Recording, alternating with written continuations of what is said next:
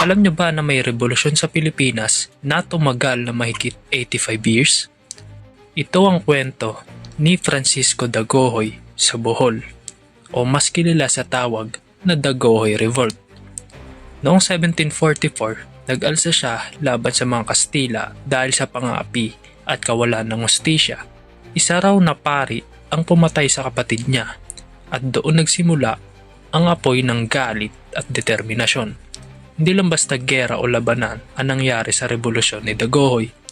Ginawa nilang habang buhay na pakikibaka ang kanilang revolusyon. Nagtayo sila ng mga lihim na komunidad sa kabundukan at gubat kung saan ligtas silang magpaplano at labanan ng mga Kastila. Buong pamilya, buong henerasyon ay sumali sa labanang ito, mapa anak man yan o kahit kaapu-apuan nila. Ang mga Kastila, kahit ilang ulit nilang pinilit durugin ang rebelyon, hindi nila mawasak-wasak ang tibay ng mga Boholano.